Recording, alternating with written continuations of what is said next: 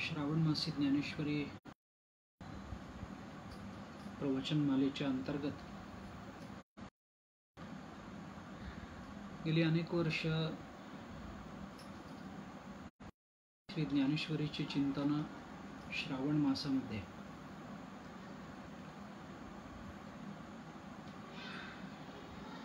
अनेक विद्वान वक्त्यांनी मांडणी केलेली आहे. याही वर्षीच्या श्रावण मासामध्ये अशा पद्धतीची चिंतन मांडली गेली, परंतु यंदा प्रत्यक्ष मंदिरामध्ये जाता न आल्यामुळे आणि गर्दी करता न आल्यामुळे या विज्ञानाच्या आधारानं आणि श्रावण मासी ज्ञानेश्वरी प्रवचनमाला या पेजच्या आधारानं आपल्या सर्वांपर्यंत अनेक विद्वान पोचलेले आहेत. ज्ञानेश्वरीच्या संबंधानं अनेकांनी आपापल्या भूमिका मांडलेल्या आहेत, प्रवचन केलेली आहेत. या प्रवचनमालेचे आज सांगता होते.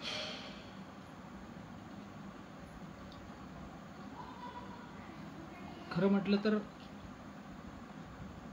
एक महिनाभर आपण विविध वक्त्यांची प्रवचन या गीता आणि ज्ञानेश्वरीच्या संबंधानं ऐकतो, परंतु तरीही गीता ज्ञानेश्वरी सारखे ग्रंथ हे शिल्लक राहतच असतात. गीतेची आणि ज्ञानेश्वरीची निर्मिती झाल्यानंतर आज तागायत अनेक वक्ते, अनेक मोठे भाष्यकार, अनेक विद्वान, अनेक अभ्यासू, अनेक भक्त वेगवेगळ्या भूमिकेतून या ग्रंथांवर आपले विचार मांडत राहिले.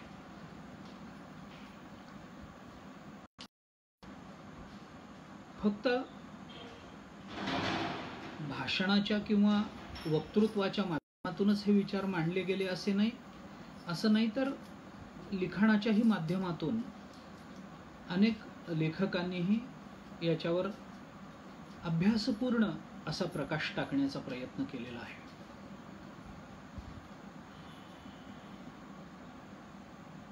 एवढं सगळं होऊनही इतकं विचार मंथन त्या संबंधामध्ये होऊनही अजूनही ज्ञानेश्वरी, गीता, गाथा, नाथभागवत, दासबोध यासारखे ग्रंथ सांगण्याकरता म्हणून अजूनही शिल्लक आहेत. ज्ञानेश्वर महाराजांच्या भाषेत बोलायचं झालं तर समुद्राहून खोल अर्थभरीत असं या ग्रंथांचं स्वरूप आहे.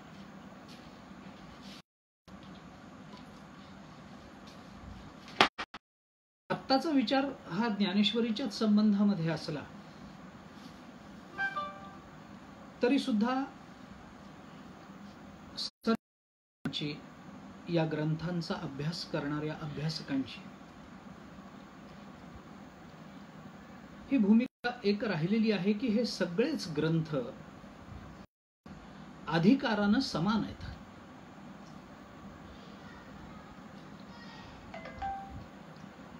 या सगळ्याच ग्रंथांनी आपलं जीवन प्रकाशमय बनवलेलं आहे, आपलं भवितव्य उज्ज्वल बनवलेलं आहे. आपल्या आध्यात्मिक आणि मानसिक जीवनाचा हे ग्रंथ आधार होऊन राहिलेले आहेत. या सर्व ग्रंथांमध्ये, विशेषतः प्राकृत ग्रंथांमध्ये, वारकऱ्यांच्या दृष्टीनं ज्ञानेश्वरीला अनन्यसाधारण असं म्हणतात. ज्ञानेश्वरी त्यानंतर महाराष्ट्रात प्रकट झालेला दुसरा महत्त्वाचा ग्रंथ की ज्याला वारकरी संप्रदायाने आपल्या प्रस्थानत्रयीमध्ये अत्यंत महत्त्वाचं मानलं, स्थान दिलं, तो म्हणजे नाथभागवत हा ग्रंथ.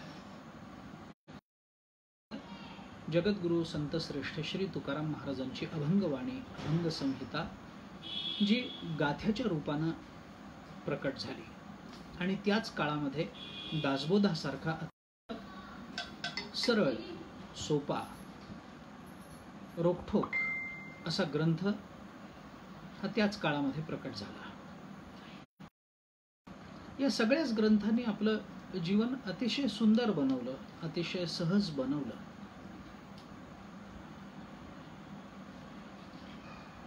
हे ग्रंथ म्हणजे एका अर्थाने सुखाची खाण आहे.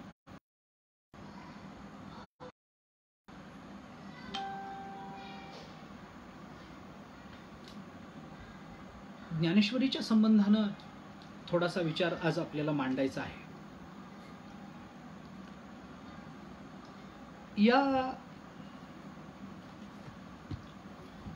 मंदिरामध्ये प्रतिवर्षी ज्ञानेश्वरीची माला आयोजित केली जाते. कोणी 2 दिवस, कोणी 3 दिवस, कोणी कधी जशी सवड मिळेल तशी. परंतु हा सगळा उपक्रम श्रावण मासामध्ये राबवला जात असल्यामुळे आणि ते योग्यही असल्यामुळे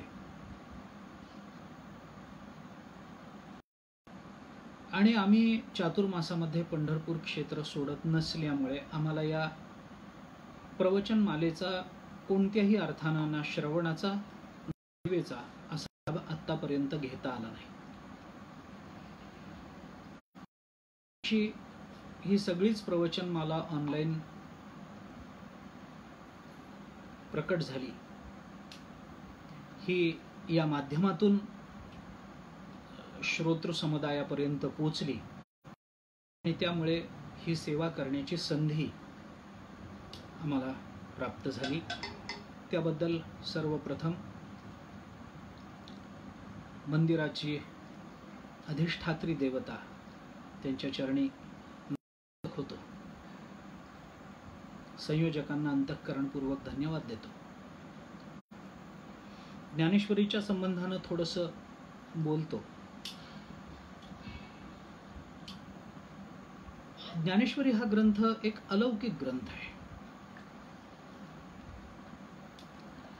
ही गीतेवरची टीका आहे एवढं म्हणून जर आपण या ग्रंथाकडे पाहू तर ग्रंथाच्या कर्तृत्वाला, ग्रंथाच्या व्यापकत्वाला आणि एका अर्थाने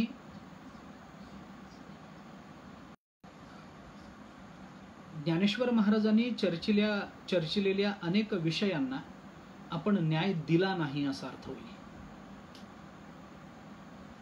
खूप कमी ग्रंथाच्या वाट्याला हे भाग्य येतं. ग्रंथ असून सुद्धा मूळ ग्रंथापेक्षाही वेगळं काहीतरी आणि मूळ ग्रंथापेक्षाही, क्षमा मागून बोलायचं तर, सुंदर काही हे ग्रंथ सांगून जातात. मी मुद्दाम असं म्हणालो की फार कमी ग्रंथांच्या वाट्याला हे भाग्य येतं. परंतु माझ्या दृष्टीने तरी ज्ञानेश्वरी हा एकमेव असा ग्रंथ असावा की ज्या ग्रंथाच्या वाट्याला हे भाग्य आलं.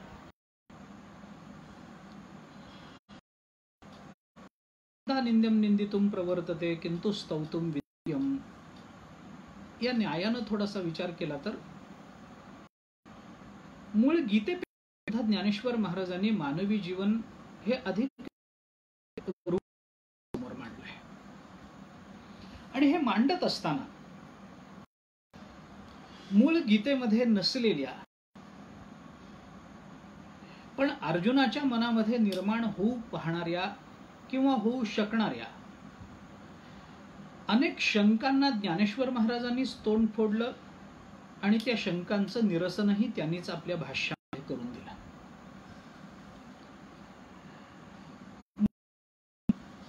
मला कधी कधी गमतीची ही तुलना करावी वाटते आणि बऱ्याच वेळेला मी ती करतोही. की गीतेमध्ये भगवान श्रीकृष्ण, अर्जुन, संजय, धृतराष्ट्र संवाद आणि त्या संवादातून मानवी जीवनाची कृतार्थता करणारं असं एक सुंदर असं तत्वज्ञान हे प्रकट झालेलं आपल्याला दिसून येतं. व्यासांनी संजयाला वर दिले, प्रकाशम वा अप्रकाशम वा, परंतु या वरातून संजयाला जे दिसलं, जे जाणवलं, जे त्यांनी पाहिलं, ते सगळंच्या सगळं संजयाने धृतराष्ट्राच्या समोर मांडलं की जे कुरुक्षेत्रावर घडत होतं. भगवान श्रीकृष्ण आणि भक्तवर्य अर्जुनाचा संवाद संजयाच्या मुखापर्यंत, धृतराष्ट्राच्या कानापर्यंत पोहोचला. आणि त्याच्यातून भगवंतांनी सांगितलेलं जे तत्वज्ञान, त्या तत्वज्ञानानं अर्जुन, संजय कृतार्थ झाले. अर्जुनाने तशी कबुली नष्टो मोहा या श्लोकातून दिली. संजयानेही ती कबुली नंतर दिली. परंतु ही चार व्यक्तिमत्व, या चार व्यक्तिरेखा जेव्हा आपण ज्ञानेश्वर गीतेतून अभ्यासतो, त्यांच्या बोलण्यातून त्यांच्या स्वभावाचं जे अनुमान आपण काढत राहतो आणि त्या अनुमानातून या व्यक्तिरेखांचा अभ्यास करून त्या व्यक्तिरेखा आपल्या अवतीभोवती आणि आपल्याच चित्तामध्ये आपण त्या शोधत राहतो. परंतु या व्यक्तिरेखांपेक्षा सुद्धा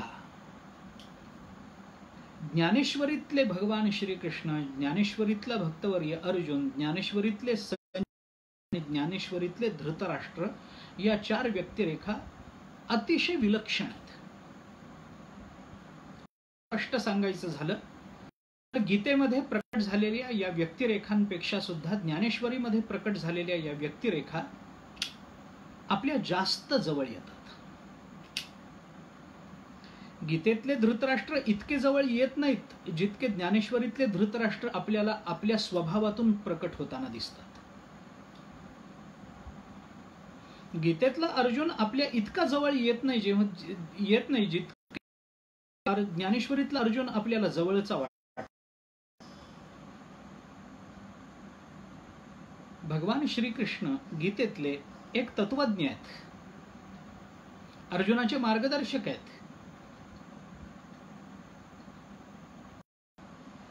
त्या भगवान श्रीकृष्णांना अर्जुनाला काही सांगायचं आहे, अर्जुनाची कृतार्थता प्राप्त करून द्यायची आहे. त्या कृतार्थतेचं चिंतन सांगत असताना संजय ते ऐकून धृतराष्ट्राला सांगतो आहे आणि धृतराष्ट्रावर किंवा स्वतः संजयावर काही परिणाम होतो आहे याची चिंता गीतेतले भगवान श्रीकृष्ण करत नाहीत, पण ज्ञानेश्वरीतले भगवान श्रीकृष्ण ही करतात. आतापर्यंत आपण अनेक वेळेला हे ऐकूनही आलेलो आहोत की गीतेमधला अर्जुन हा तुमचं माझं प्रतिनिधित्व गीतेमध्ये करतो आहे. पण ज्ञानेश्वरी जर आपण वाचली आणि ज्ञानेश्वरीतले धृतराष्ट्र जर आपण बघितले तर आपल्याला हे लक्षात येईल की ज्ञानेश्वरी धृतराष्ट्रामध्ये आपल्याला आपलं प्रतिबिंब अधिक स्वच्छपणानं दिसून येतं.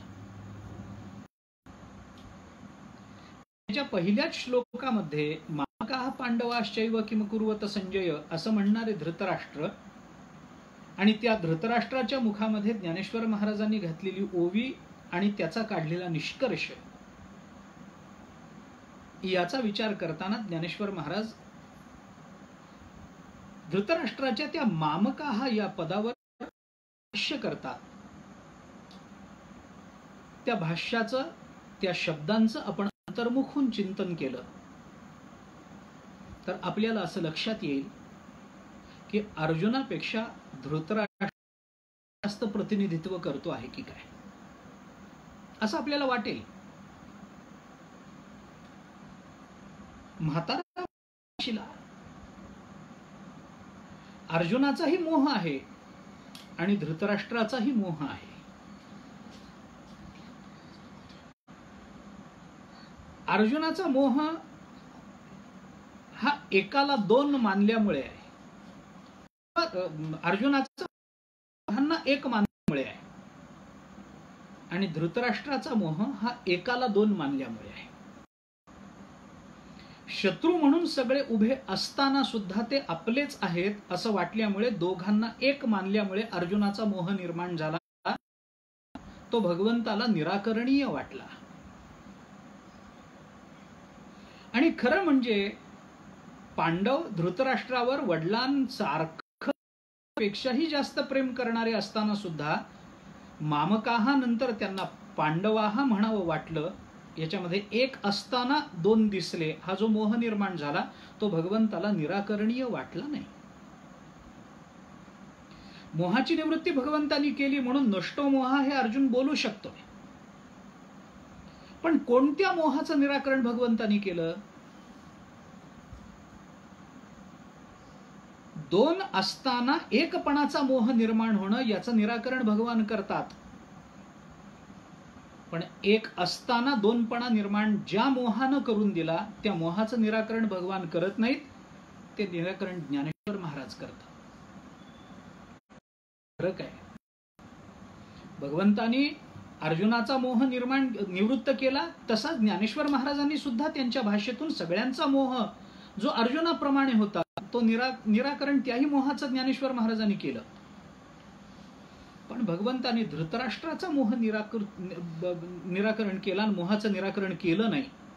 ज्ञानेश्वर महाराजांनी मात्र धृतराष्ट्राच्याही मोहाचं निराकरण केलं. गीता कधी म्हणत नाही, गीता म्हणून कधी म्हणत नाही की धृतराष्ट्राच्या कानावर हा संवाद पडला आणि धृतराष्ट्र मुक्त झाला म्हणून. पण ज्ञानेश्वर महाराज मात्र कालांतराने का होईना पण अंधू तोही अवसरे सुया झाला हे. आणि म्हणून या सगळ्या व्यक्तिरेखा आपल्या वाटाव्यात इतक्या आपल्यापर्यंत आणण्याकरता ज्ञानेश्वर महाराजांनी अत्यंत सहजतेनं, अत्यंत लीलया अशा ज्या भूमिका ज्ञानेश्वरीमध्ये मांडल्या त्या पाहिल्या तर सामान्य मनुष्य काय, मोठमोठे विद्वान सुद्धा स्तिमित झालेले आपल्याला दिसून येतात.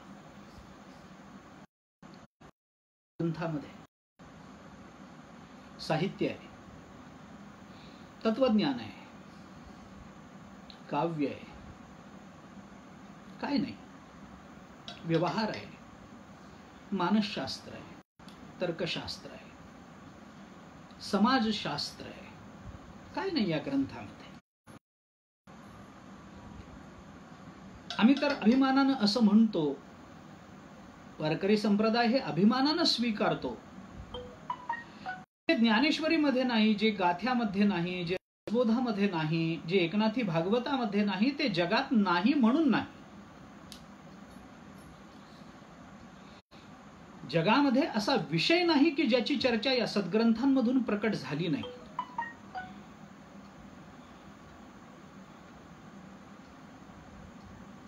साहित्य दृष्टीने याचा विचार करा, वेगळा आनंद मिळेल.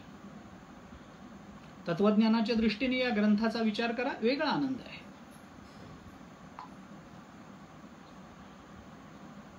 चिंतन करण्यासारखी गोष्ट आहे. तत्वज्ञान आणि रस निर्माण करणारं काव्य यांचं फारसं कधी जमलं नाही. आपण तात्विक काही ग्रंथ बघितले तर ते रसनिर्मिती करणारे नाही आहेत.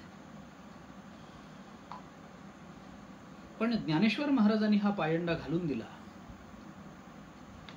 की तत्वज्ञान हे रसपूर्ण भाषेमध्ये मांडता येऊ शकतं आणि तत्वज्ञान मांडण्याकरता काव्याचा आधार घेता येऊ शकतो. महाभारत हे काव्य नाही का? आहे. महाभारतात तत्वज्ञान नाही का? आहे. पण महाभारत हा इतिहास आहे.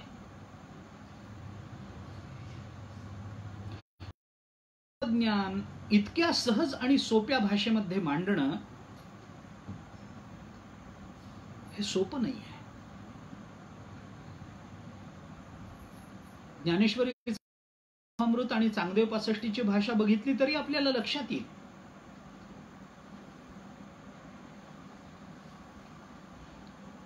ज्ञानेश्वरीनं काय दिलं नाही महाराष्ट्राला, ज्ञानेश्वरीनं काय दिलं नाही भाविकाला, ज्ञानेश्वरीनं काय दिलं नाही चिंतकांना, काय नाही दिलं. स्वतः ज्ञानेश्वर महाराज या ज्ञानेश्वरीला धर्मकीर्तन असं म्हणतात. नामदेवरायांनी तर या ग्रंथाला खूप विशेषणं दिली आहेत. जनाबाई या ग्रंथाला ज्ञानेश्वरी संत जना माहेश्वरी असं म्हणतात. ही सगळी ज्ञानेश्वरीची नावं जर आपण बाजूला काढली, तेणे निगमवल्ली प्रकट केली, नामदेवराय म्हणतात. गीता अलंकार, नामज्ञानेश्वरी, ब्रह्मानंद लहरी, निगमवल्ली, ब्रह्मानंद लहरी, अध्यात्म विद्येचा दीप, किती नाव आहेत. धर्मकीर्तन, ज्ञानेश्वर,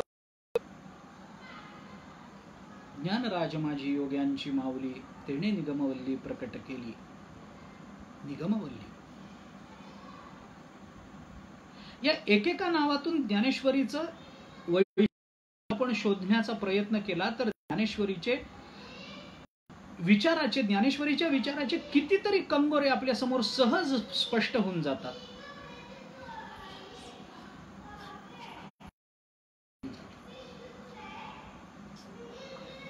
धर्मकीर्तन म्हणजे काय आहे? काय धर्माचं कीर्तन आहे.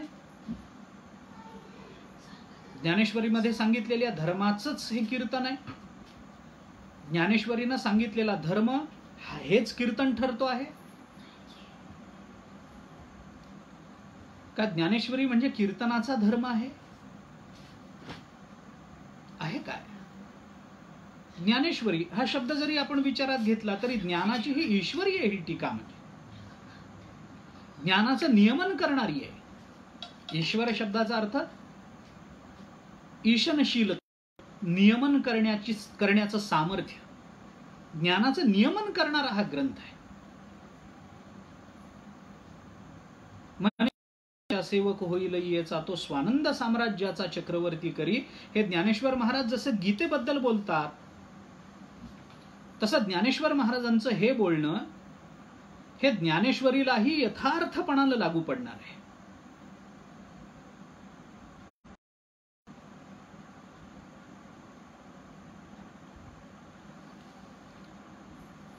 अध्यात्म विद्येचा हा दीप आहे.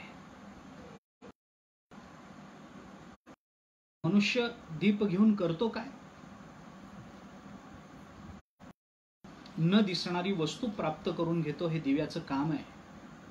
दिव्याच्या आधाराने न दिसणारी वस्तू प्राप्त करून घेतो. ज्ञानेश्वरी हा असा दीप आहे. न दिसणारा परमात्मा, सामान्य चक्षुंनी न दिसणारा परमात्मा,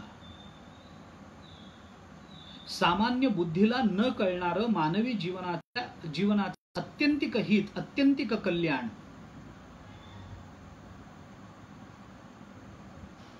ज्याच्याने आपल्याला प्राप्त होऊ शकतं तो दिवा म्हणजे ज्ञानेश्वरी. ज्ञानेश्वरीच्या संबंधानं आपण नुसती स्तुती करत सुद्धा पुष्कळ वेळ बोलता येईल. खूप काळापर्यंत आपल्याला त्याचं चिंतन करता येईल.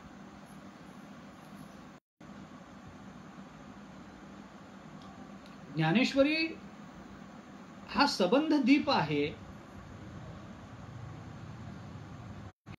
एका बाजूनी खरं आहे तसं ज्ञानेश्वरीतले दृष्टांत सुद्धा दीप म्हणावेत या योग्यतेचे आहेत. मग ज्ञानेश्वरीतल्या सिद्धांतांना काय म्हणावं लागेल?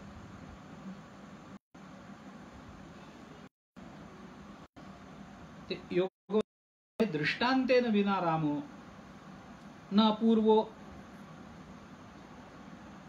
अवबुध्यते यथा रात्रो विना दीपम भांडोपस्करणम ग्रहे, असं योग वासिष्ठामध्ये आलंय. दृष्टांताचं महात्म्य सांगत असतानाच दृष्टांत का महत्वाचा आहे हे दृष्टांत देऊनच योग वासिष्ठांनी सांगितलं. दृष्टांताशिवाय आपल्याला सिद्धांताची भूमिका, सिद्धांताची अपूर्वता कळत नसते. ज्या पद्धतीनं रात्रीच्या वेळेला दिवा हातात घेतल्याशिवाय आपल्याला अंधारातलं भांड प्राप्त नाही, त्या पद्धतीनं दृष्टांत हातात आल्याशिवाय आपल्याला सिद्धांत प्राप्त होत नाही. ज्ञानेश्वरीतल्या नुसत्या दृष्टांताची चर्चा करायची म्हटलं तर खूप वेळ जाईल.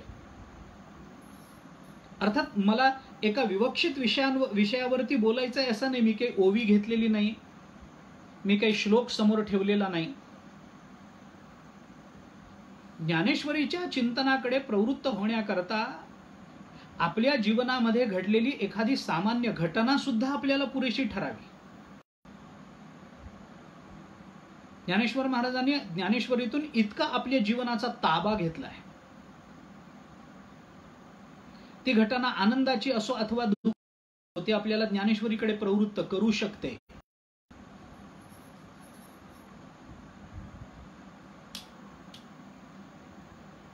त्याच्याने आपलं जीवन उजळून जाऊ शकतं. फक्त तो ग्रंथ उघडता आला पाहिजे. त्या ग्रंथात ज्ञानेश्वर महाराजांच्या मुखातून प्रकट झालेल्या शब्दांवर आपली अत्यंतिक निष्ठा पाहिजे. आपल्याला हे समजलं पाहिजे, याची तळमळ पाहिजे. तो ग्रंथ खरोखर अध्यात्म विद्येचा दीप आहे. नाहीतर अशा पद्धतीनं अध्यात्म विद्या ही पूर्वी प्रकाशात आलीच नव्हती. अध्यात्म विद्या नव्हती, अध्यात्म विद्या होत. ज्ञान तर नित्य आहे. अध्यात्म ज्ञान नित्यत्वम तत्वज्ञानार्थ दर्शनम. अध्यात्म ज्ञान तर नित्य आहे, परंतु नित्य असणारं सुद्धा बऱ्याच वेळेला आम्हाला कळतं असं नाही ना. परब्रह्म नित्य आहे, किती जणांना कळतं? वेद नित्य आहेत, किती जणांना कळतात? कळत नाही. ज्ञान नित्य आहे, होत नाही सगळ्यांना. ज्ञानेश्वर महाराजांनी ते नित्य असणारं, जीवनाचं कल्याण करणारं, पण मुळे अभ्यासाच्या मर्यादेमुळे, जीवदशेमध्ये निर्माण होणाऱ्या अनेक प्रतिबंधामुळे ही यादी लांबत जाईल. पण प्रपंचालाच आपल्या जीवनाचा पुरुषार्थ मानल्यामुळे, विषय भोगातच आपल्याला जीवन प्राप्त झालेलं आहे अशा गैरसमजामुळे,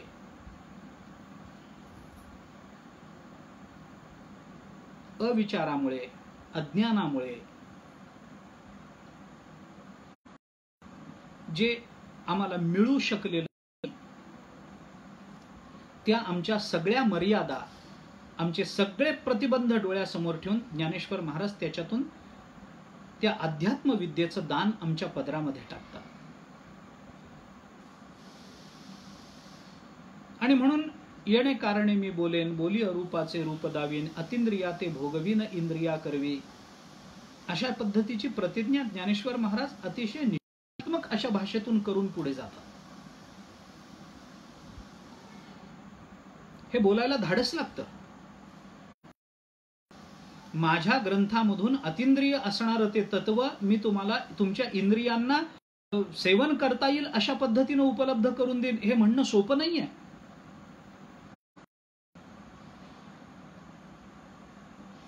अरूपाचं रूप दाखवण्याची प्रतिज्ञा करणं सोपं नाहीये.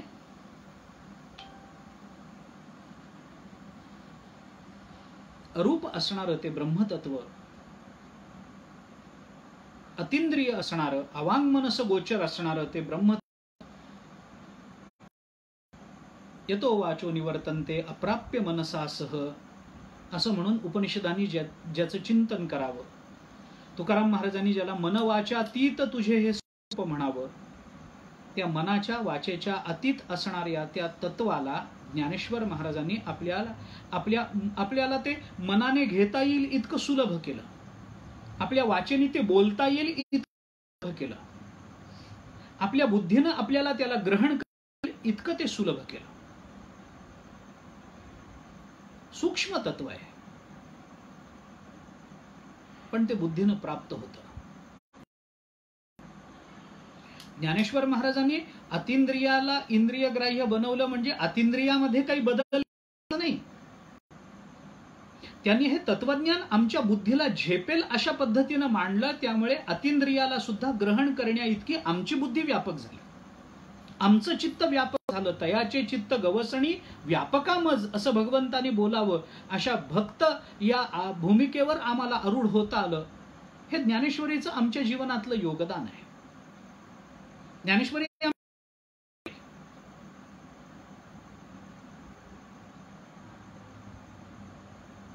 त्यांनी परब्रह्मामध्ये बदल नाही केलेत, कारण परब्रह्म त्याच्यामध्ये परिवर्तन होऊच शकत नाही, बदल होऊच शकत नाही. अवीट ते पाही चैतन्य एक, त्यांच्याच भाषेत जर बोलायचं झालं तर.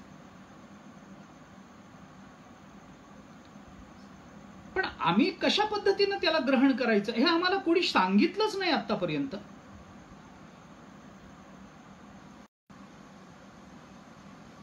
अर्जुनांना भगवंतांनी सांगितलं, आम्हाला कळलं नाही.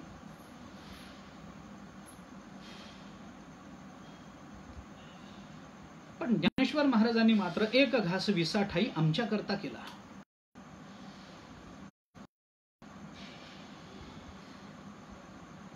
कोणती ती तळमळ असेल की सामान्यातल्या सामान्य माणसाला सुद्धा हे ब्रह्मतत्व कळावं, ज्ञानाची कवाडं सर्वार्थानं त्याच्याकरता खुली व्हावीत, आपलं स्वरूप, आपला आनंद आपल्याला ओळखता आला पाहिजे.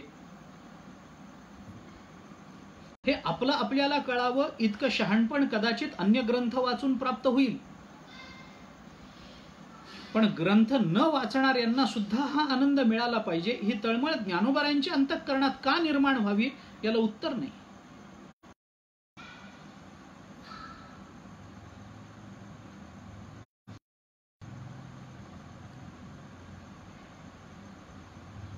दृष्टांताची मांडणी, त्यातून प्रकटणारे सिद्धांत, आणि मग त्या दृष्टांतातून तो सिद्धांत कळाला जो आनंद होतो, त्या आनंदाची अपूर्वता, हे सगळंच ज्ञानेश्वर देते. आणि म्हणून अध्यात्म विद्येचा हा दीप आहे.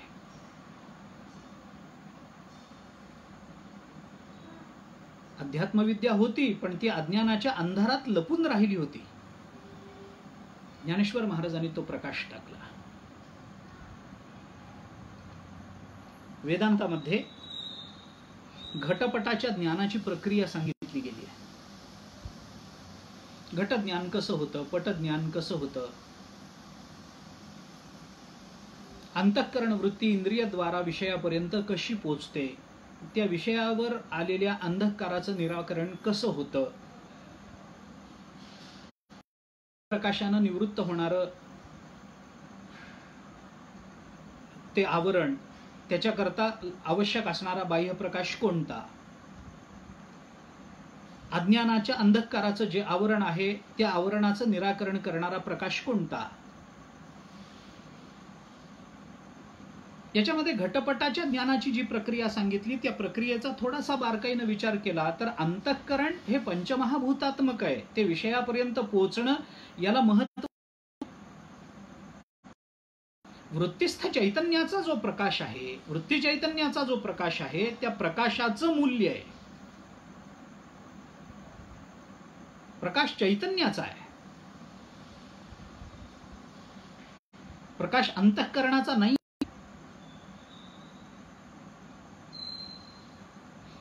जीवनातल्या या अध्यात्म विद्ये, जी विद्या जी झाकली, कदाचित अध्यात्म आम्हाला अशी तळमळ आपण असेलही, कदाचित ते होण्याकरता आपण काही प्रयत्नही करत असू, पण जो ज्ञान भागवत दासबोध हे ग्रंथ आपल्या हातात येत नाहीत तोपर्यंत घटपटाचं ज्ञान जसं होणार नाही वृत्तिस्थ चैतन्याशिवाय, तसं या ग्रंथाशिवाय आपल्याला अध्यात्म विद्येचंही ज्ञान होणार नाही. त्यावर प्रकाश टाकणारी ज्ञानेश्वरी आहे. घटावर प्रकाश टाकणारं वृत्तिस्थ चैतन्य जर नसेल तर कोणाला ज्ञान होणार नाही, ज्ञानाची प्रक्रियाच पूर्णत्वाला जाणार नाही. कारण चेतनता त्या चैतन्याची आहे. तसं आमच्या जीवनामध्ये जो प्रकाश पडतो लौकिक अर्थानं वृत्तीज्ञानाचा विचार मला करायचा नाहीये, पण विद्येच्या ज्ञानाचा जर विचार करायचा असेल तर त्याच्यावर प्रकाश टाकणारी ही ज्ञानेश्वरी आहे. ते चैतन्य म्हणजे ही ज्ञानेश्वरी आहे.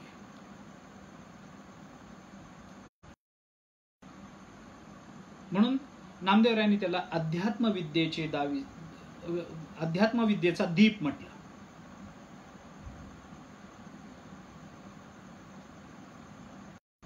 अध्यात्मविद्येचं रूप दाखवणारा दिवा ज्ञानेश्वरी. ज्ञानाचं नियमन करणारी ज्ञानेश्वरी. निगमावरची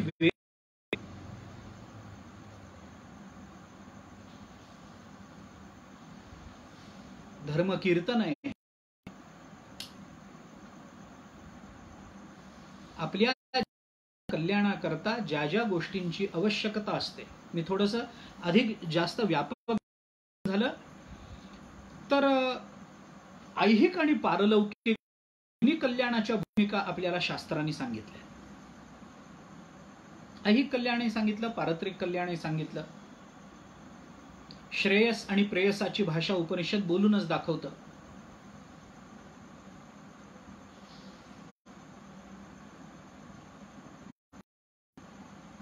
प्रेयो मंद योगक्षेमात वृणीते उपनिषदांनी सांगितलंच आहे. मंद बुद्धीची माणसं प्रेयसाकडे धावत जातात. ज्यांना काही कल्पना आहे, ज्यांना काही विचार आहे, अशी विवेकी हे श्रेयसाला आपल्या जीवनाचं ध्येय बनवतात, त्याचा स्वीकार करतात. या सगळ्याचा विचार जर आपण केला तर श्रेयस आणि प्रेयस भले ऐहिका करता असेल, पण जयाचे ऐहिक धड नाही तयाचे परत्र पुससी नियमाप्रमाणे आम्हाला ऐहिक कल्याणाची आम्हाला आवश्यकता आहे आणि पारत्रिक कल्याणाचीही आहे. यतो अभ्युदय निश्रेयस सिद्धीस धर्म,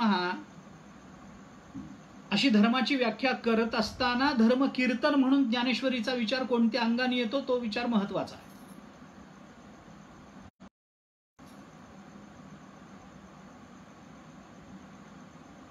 म्हणून धर्म कीर्तन हा शब्द तो जास्त महत्वाचा ठरतो. म्हणून आपल्या जीवनाच्या कल्याणाकरता ऐहिक असो अथवा पारलौकिक ज्या ज्या गोष्टींची साधन रूपानं अपेक्षा आहे, ज्या ज्या विचारांची साध्य रूपानं अपेक्षा आहे, त्या साध्य साधनाच्या विचाराचं पूर्ण ज्ञान ज्ञानेश्वरी आम्हाला देते. साधनांची चर्चा ज्ञानेश्वरी साध्याची चर्चा ज्ञानेश्वरी करत नाही असं नाही, परंतु साध्य आणि साधनाचा समन्वय कसा करायचा हे बहुतांश वेळेला आपल्याला कळत नाही आणि कदाचित एखाद्या विचारवंताची तिथं दिशाभूल होण्याची शक्यता असते. ज्ञानेश्वरी नेमका आपला हात तिथे आपल्या हातात घेते.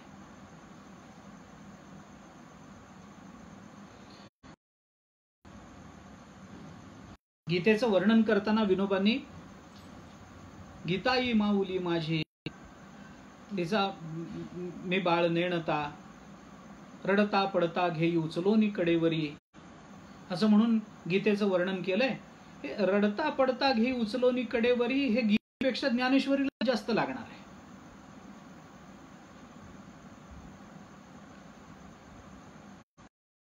कोणत्या वेळेला हात हातात घ्यावा आणि कोणत्या वेळेला स्वातंत्र्य द्यावं विचाराचं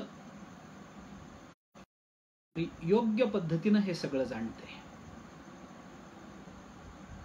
आमच्या विचारांना वेगवेगळे कंगोरे देऊन आम्हाला वेगवेगळ्या पद्धतीनं विचार करण्याचं स्वातंत्र्य ज्या वेळेला ज्ञानेश्वरी देते, त्याच वेळेला विचाराच्या स्वातंत्र्याच्या उपभोगामध्ये आम्ही जर स्वातंत्र्यार्थ स्वैराचार करून वाहत जात असू तर गीता आमचा हात धरून पुन्हा आम्हाला स्वातंत्र्याच्या योग्य मार्गावर आणून पोचवते.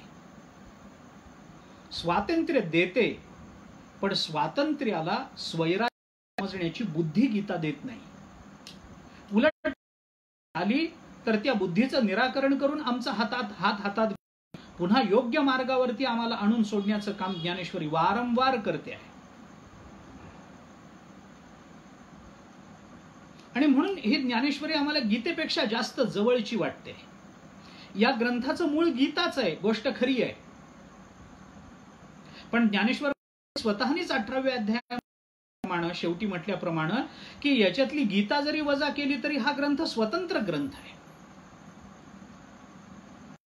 हा, गीता ठेवून जेव्हा आम्ही या ग्रंथाचा विचार करू तेव्हा त्याला लेणच ठरणार आहे, अलंकारच ठरणार आहे. गीता अधिक सुंदर पद्धतीने आमच्या समोर प्रकट करणारा हा ग्रंथ आहे. पण गीता काढायची ठरली तर गीतेविणही रंगू दावणारा हा ग्रंथ आमच्या जीवनाचं योग्य मूल्यमापन करतो. आणि म्हणून मी सुरुवातीला बोललो तिकडेच पुन्हा शेवटाकडे मी येतो की हे मूल्यमापन गीता जेव्हा आमच्या जीवनाचं करते आणि आमच्या जीवनाला योग्य पद्धतीचं मार्गदर्शन करते असं आपण म्हणतो, त्यावेळेला ते मूल्यमापन करताना ज्ञानेश्वरीमधून प्रकट झालेल्या या व्यक्तिरेखा आम्हाला कोणत्या रूपानं आमच्या जवळ दिसतात. आपण म्हणतो तसं गीतेमधला अर्जुन आपलं प्रतिनिधित्व करतो. कोण करतो? अरे आपल्या मनात सगळेच आहेत. ज्ञानेश्वरी आम्हाला हे शिकवते की आपल्या मनात धृतराष्ट्रही दडलेले आहे, आपल्या मनामध्ये अर्जुनही दडलेला आहे, आपल्या मनामध्ये संजयही दडलेले आहेत, आपल्या मनामध्ये भगवान श्रीकृष्णही दडलेले आहेत.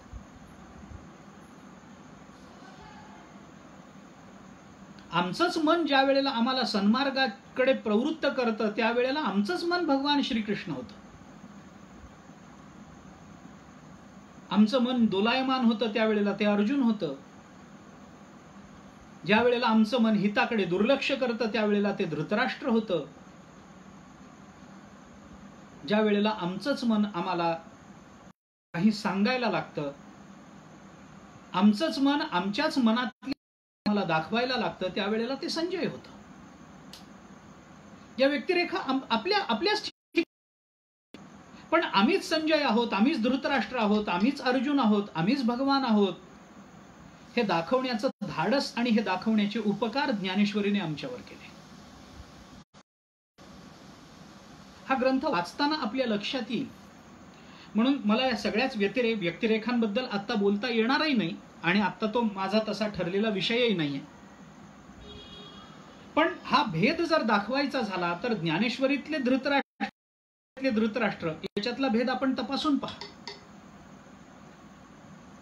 गीतेतला धृतराष्ट्र एकदा बोलतो आणि शांत होतो, पुन्हा बोलत नाही. ज्ञानेश्वर महाराजांनी धृतराष्ट्राला अनेक वेळेला बोलायला भाग पाडला. एकदा बोलून चालणार नाही. एकदा बोलला आणि गप्प बसला नाही असं होत. निदान धृतराष्ट्रासारख्या मनोवृत्तीला तरी ते शक्य होत नाही. ज्ञानेश्वर महाराजांनी पुन्हा पुन्हा बोलायला लावलंय त्याला. संजय गीतेमध्ये धृतराष्ट्राबद्दल कितीदा बोलतात आणि तेच संजय धृतराष्ट्राबद्दल ज्ञानेश्वरीत कितीदा बोलतात. म्हातारा मोहे नाशिला जैसा म्हैसा नुठी कापुरा हे गीतेत आलेलं नाहीये. संजय धृतराष्ट्राला गीते म्हणत नाहीत, पण ज्ञानेश्वर महाराजांचा संजय ज्ञानेश्वर महाराजांच्या धृतराष्ट्राला रेडा म्हणू शकतो. गीतेतला अर्जुन आणि ज्ञानेश्वरीतला अर्जुन आपण तपासून पहा फरक. ज्ञानेश्वरीत संजयाच्या ठिकाणी एकदाही अष्टसात्विक भाव अर्जुनाच्या ठिकाणी नाही. ज्ञानेश्वरीमध्ये दोनदा ते अष्टसात्विक भाव ज्ञानोबारायांनी प्रकट केले. संजयाच्या चित्ताच्या ठिकाणी किंवा शरीरावर निर्माण होणारे ते अष्टसात्विक भाव हे गीतेमध्ये कुठे दिसणार नाही. त्या अष्टसात्विक भावांचं वर्णन ज्ञानेश्वर महाराजांनी इतकं गोड केलंय की त्या अष्टसात्विक भावांचं वर्णन वाचून अष्टसात्विक भाव निर्माण व्हावे. गीतेतला अर्जुन कधी अष्टसात्विक भावांनी युक्त झाला? देवा मला हे कळत नाही, तुम्ही मला काहीतरी सांगितलं पाहिजे अशी याचना करणारा अर्जुन शेवटी तेवढ्याच कोरडेपणाने नष्ट मोहास्मृतिर्लब्धा म्हणतो आणि मोकळा होतो. आणि भगवानही तेवढ्याच कोरडेपणाने यथेच्छसी तथा कुरु असं म्हणून मोकळे होतात. हा कोरडेपणा गीतेमध्ये दिसत असला तरी तो ज्ञानेश्वरीमध्ये दिसत नाही. ज्ञानेश्वरीतले भगवान कोरडेपणाने यथेच्छ म्हणत नाहीत. म्हणून मी थोडीशी क्षमा मागूनच हे बोलतो.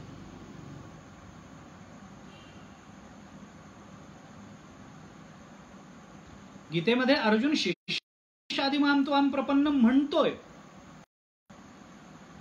पण शिष्याच्या अंतःकरणामध्ये सद्गुरूबद्दलच्या आत्मीयतेचा जो विचार असतो आणि तो विचार ज्या पद्धतीनं दिसावा लागतो, ज्या पद्धतीनं संवादातून ती आत्मीयता, तो मवाळपणा, ती नम्रता ही दिसणं अपेक्षित असते, ती सगळी आत्मीयता, ती सगळी नम्रता, तो सगळा मवाळपणा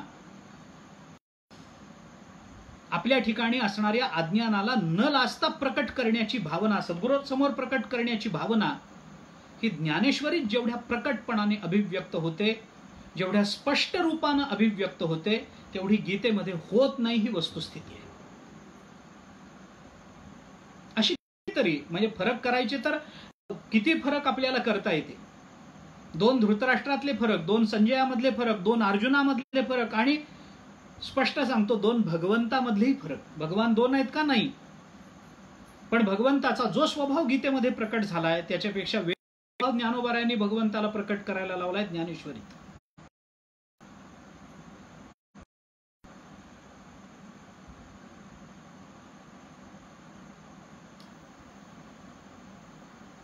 कितीतरी अशी स्थळं आहेत की ज्या स्थळामध्ये भगवंताचं ते रूप प्रकट झालेलं आहे ज्ञानेश्वरीमध्ये. आणि म्हणून या सगळ्या व्यक्तिरेखा वाचताना आपल्याला कळतं की या ठिकाणी भगवान आपल्या जवळ येतात, या ठिकाणी अर्जुन येतो, या ठिकाणी धृतराष्ट्राचं आपलं जास्त साधर्म्य आपल्याला दिसतं.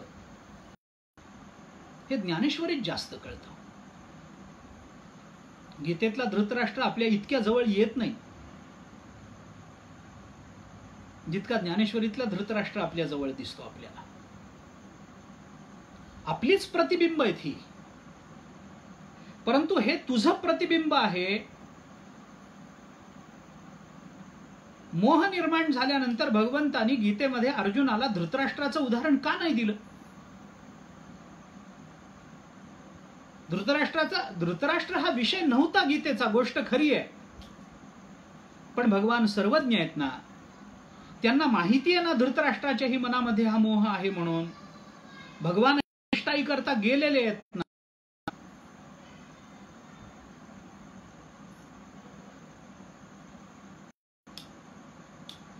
गीता आपल्याला कुरुक्षेत्रावर सांगितली गेली हे माहिती आहे.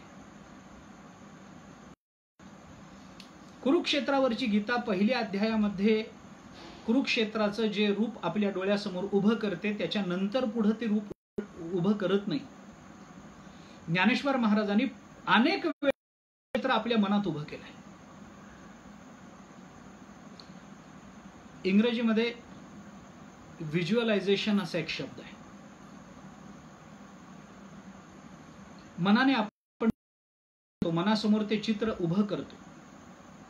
शब्दामध्ये ती ताकद की शब्द बऱ्याच वेळेला त्या वस्तूची रूप आपल्या डोळ्यासमोर उभं करतं. जर वस्तू अनुभूतीला येऊन गेलेली असेल तर त्या वस्तूचं अनुभूतीला आलेलं रूप उभं करतो, आणि जर शब्द अननुभूत वस्तूला प्रकट करायचा असेल तर काल्पनिक रूप शब्द आपल्या डोळ्यासमोर उभं करतो. गीता आपल्याला कुरुक्षेत्रावर घेऊन जाते, पण ज्ञानेश्वरी आपल्याला ही जाणीव करून देते की कुरुक्षेत्रावर जायचं कारण नाही बाबा, आपलं मन हेच कुरुक्षेत्र आहे.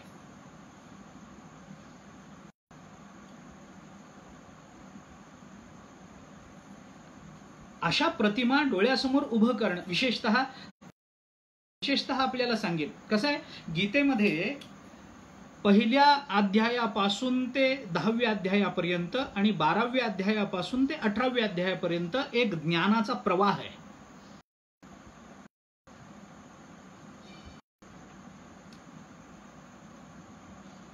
म्हणजे 11वा अध्याय आणि बाकीचे 17 अध्याय याच्यामध्ये हा फरक आहे. बाकीचे 11व्या अध्यायाला सोडून बाकीचे 17 अध्याय हे श्राव्य आहेत. आणि 11वा अध्याय हा दृक्श्राव्य प्रकरण आपल्याला माहिती आहेत, आता ज्याला ऑडिओ व्हिज्युअल्स म्हणतो आपण. 1 ते 10 आणि 12 ते 17 हे सगळं श्राव्य आहे आणि 11 अध्याय हा व्हिज्युअल आहे, दृक आहे. 11वा अध्याय हा घटनात्मक आहे आणि 17 अध्याय हे विचारात्मक आहेत. शब्दाच्या भूमिकेतून केलेला विचार आहे. 17 अध्याय हे शब्द दर्शन आहे. 11वा अध्याय हा रूप दर्शन आहे. विश्वरूप दर्शन योग म्हणतो आपण त्याला. त्या 11व्या अध्यायामध्ये भगवंताचं जे विश्वरूप प्रकट झालेलं आहे त्याच्यावरचं ज्ञानेश्वर महाराजांचं भाष्य वाचलं तरच 11व्या अध्यायाचं व्यापकत्व आणि भगवंताच्या रूपाचं वैविध्य आणि व्यापकत्व हे कळतं. नुसती गीता वाचून कळत नाही.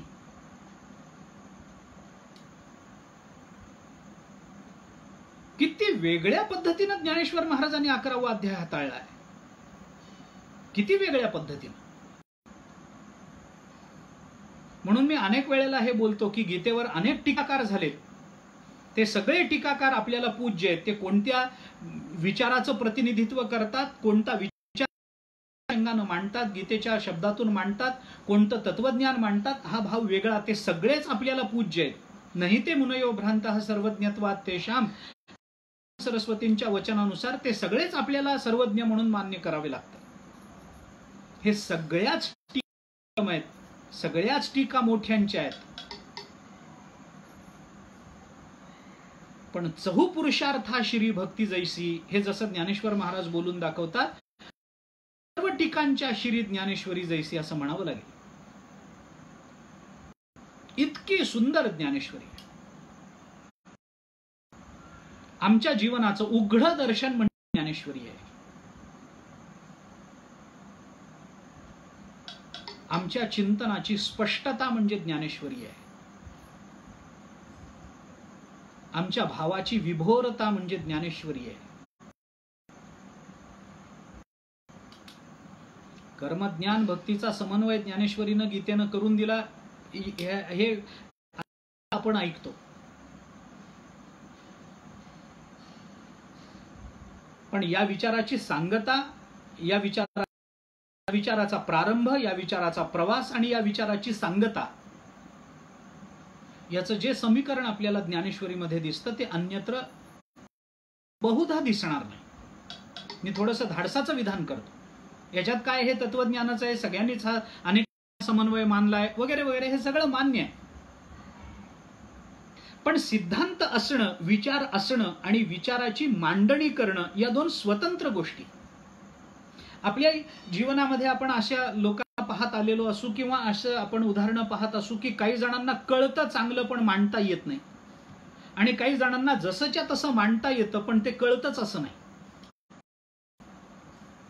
असं होतं बऱ्याच वेळेला. कळतं पण मांडता. पण ज्ञानेश्वरीचा विचार केला, कळणं आणि मांडणं याच्यातलं सुंदर काय आहे हे ठरवायला आपल्याला पुष्कळ विचार मंथन करावं लागेल. मांडलेलं सुंदर आहे का कळलेलं सुंदर आहे? कळलेलं परब्रह्म आहे आणि मांडलेले ज्ञानोबरांचे शब्द आहेत. शब्द सुंदर आहेत का परमात्मा सुंदर आहे, असा संभ्रम निर्माण व्हावा, अशी ज्ञानेश्वरी आहे.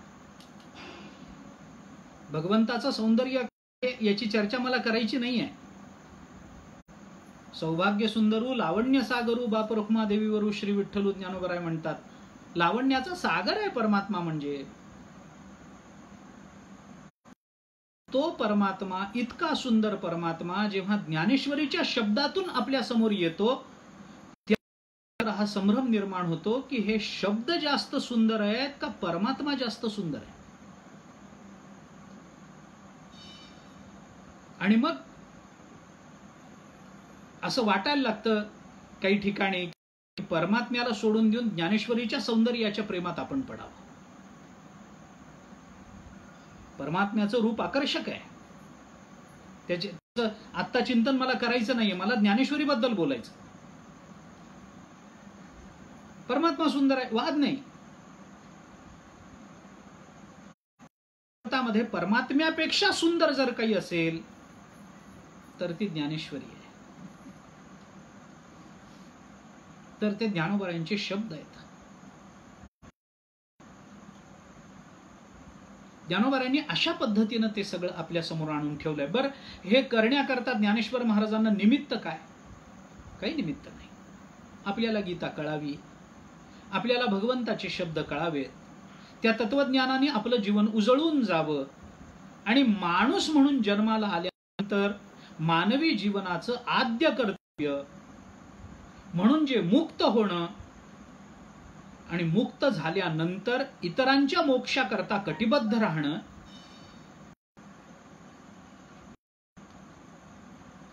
हे आम्हाला फक्त ज्ञानेश्वरी आहे. आणि म्हणून या ज्ञानेश्वरीचा कोणत्याही अंगाने जरी आपण विचार केला तरी आपली बुद्धी त्रोटक पडते. ज्ञानेश्वरीच्या सगळ्या अंगाचं चिंतन सगळ्यांना किंवा एखाद्या कोण्या विद्वानालाही ते शक्य होणार नाही, करता येणं शक्य नाही. सर्वार्थानं असं ज्ञानेश्वरी कळाली असं म्हणण्याचं धाडस हे सुद्धा शहाणा मनुष्य कधी करणार नाही.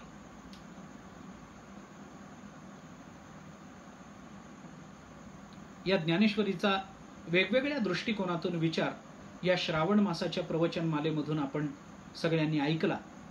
या सगळ्या श्रवणाचं फल काय, या श्रवणाचं तात्पर्य काय, या श्रवणातून काय घ्यायचं, याचा विचार इतकाच आहे की या श्रवणातून ज्ञानेश्वरीची गोडी निर्माण व्हावी, या श्रवणातून ज्ञानेश्वरीच्या अभ्यास प्रेरणा जागृत व्हाव्या, त्या चिंतनातून ज्ञानेश्वरीच्या अक्षरावर शब्दाशब्द करण्याचं भाग्य आमच्या जीवनामध्ये निर्माण व्हावं. या सगळ्या चिंतनाचं स्वारस्य हेच आहे की ज्ञानोबारायांच्या चरणाच्या जवळ बसण्याचं भाग्य, ते प्रारब्ध म्हणा, ते भाग्य म्हणा, तो योग म्हणा, आमच्या जीवनामध्ये निर्माण व्हावा. आणि तो होण्याकरता ज्ञानेश्वरीचं अखंड चिंतन करत राहणं, ज्ञानेश्वरीचा अखंड पारायण करत राहणं. मी अनेक वेळेला हे सांगतो की बऱ्याच वेळेला पारायणाचा आनंद असतो की चिंतन नको असं वाटायला लागतं. ज्ञानेश्वरीचं हे वैशिष्ट्यच आहे. कोणताही ग्रंथ अर्थ न कळता वाचत नाही, पण ज्ञानेश्वरी हा असा ग्रंथ आहे, गाथा हा असा ग्रंथ आहे, नाथभागवत ग्रंथ आहे, दासबोध असा ग्रंथ आहे की अर्थ न कळता वाचण्याचा आनंद स्वतंत्र आहे. नाही कळला अर्थ, नका का कळे ना, आता नाही कळणार, 5व्या पारायणाला कळेल, 10व्या पारायणाला कळेल, 100व्या पारायणाला कळेल, 200व्या कळेल. पण ज्ञानेश्वरीने जर आमची जबाबदारी घेतली आहे तर ज्ञानेश्वरी आम्हाला अर्ध्या रस्त्यात सोडून देणार नाही, हा मात्र विश्वास आहे. त्यांनी ज्या पद्धतीने हे चिंतन मांडलं, चिंतन हे आपल्या प्रवृत्त करावं. आपण ज्ञानेश्वरी करावा, सर्वांना